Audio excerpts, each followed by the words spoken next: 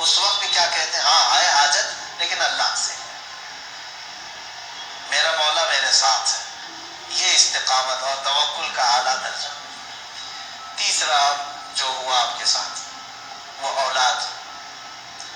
اور آپ کو یہ بھی میں بتا دوں کہ اب اولاد دیا اللہ تعالیٰ نے، پھر حکم یہ فرمایا، خواب میں حضرت ابراہیم علیہ السلام کو یہ کہا گیا کہ آپ اپنے بیٹے کی قربانی دیں اللہ کی بات.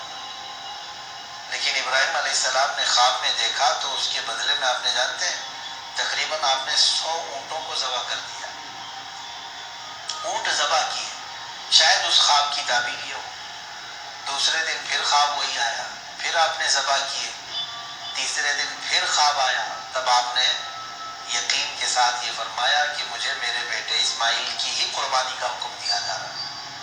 پھر حضرت ابراہیم علیہ السلام، یعنی اونٹوں کے ذبح کرنے میں مال بھی تو کتنا قربان ہوا. تو اب میں جو بتانا چاہ رہا ہوں اب وہ آخری بات سنیں. اسماعیل علیہ السلام کو بلایا اپنے قریب، جب ابھی حضرت اسماعیل علیہ السلام کی عمر پاک شباب کو نہیں پہنچی تھی، جوانی کے قریب آ رہی تھی. بلا کر کے کہنے لگے کہ انی ارا فی المنام انی اذبحک، اے اسماعیل میں نے خواب میں دیکھا ہے اور اللہ کا حکم یہ پایا ہے کہ میں تمہیں ذبح کر رہا ہوں. تم کیا کہتے ہو؟ حضرت اسماعیل علیہ السلام نے کیا کہا؟ یا ابت افعل ما تؤمر ستجدنی انشاءاللہ من الصابرین.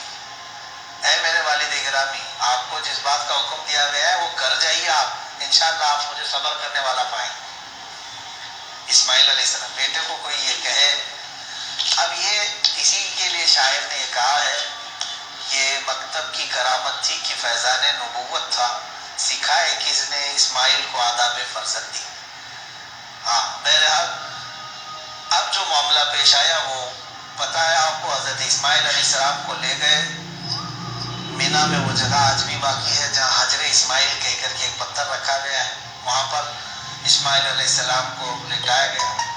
ابراہیم علیہ السلام نے اپنی آنکھوں پر پٹی باندھ لی، ان کے ہاتھ پیر کو باندھ دیا اور اس کے بعد تیز چاقو سے ان کے گردن پر چھری چلائی، لیکن چھری نہ چلی.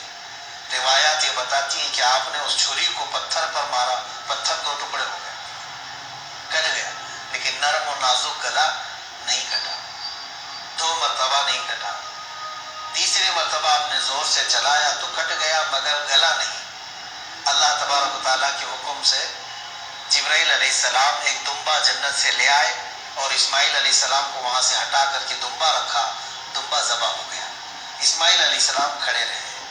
ابراہیم علیہ السلام جب ذبح کر چکے تو اپنی آنکھوں سے پٹی ہٹا کر کے آپ اللہ کا شکر ادا کر رہے تھے کہ اے مولا تیرا جو حکم تھا وہ میں نے مکمل کر دیا.